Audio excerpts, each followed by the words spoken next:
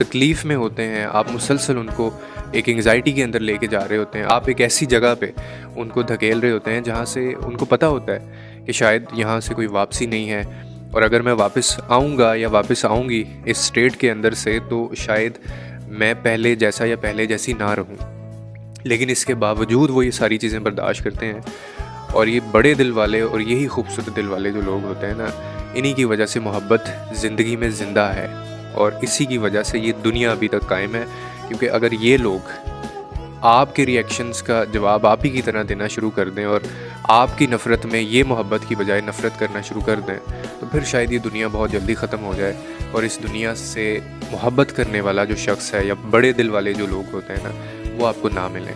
तो इसीलिए इन लोगों को इतना मजबूर ना किया करें कि ये आपको मोहब्बत की बजाय नफ़रत करना शुरू कर दें, क्योंकि ये भी एक दिल रखते हैं, एहसासात इनके भी होते हैं। और जहाँ तक मैं जानता हूँ कि हर बंदे की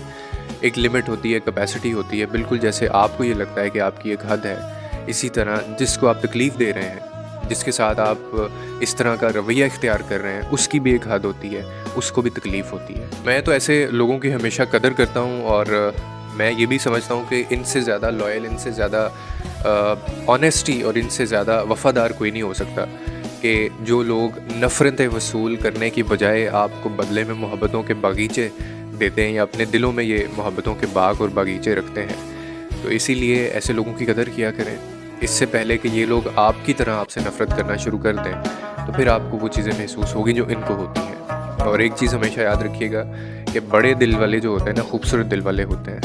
वो ये लोग होते हैं जो नज़रअंदाज किए जा रहे होते हैं, जिनको हम लोग तकलीफ़ दे रहे होते हैं, और उसके बावजूद ये रिश्तों में रहते हैं और वो रिश्ता बचाए हुए होते हैं। और ये कभी मत समझिएगा कि ये रिश्ता आपने बचाया हुआ है, बल्कि ये रिश्ता इनकी वजह से बचा होता है, क्योंकि आपने तो कोई कसर नहीं छोड़ी होती वो रिश्ता ख़त्म करने की, रिश्ते को तोड़ने की।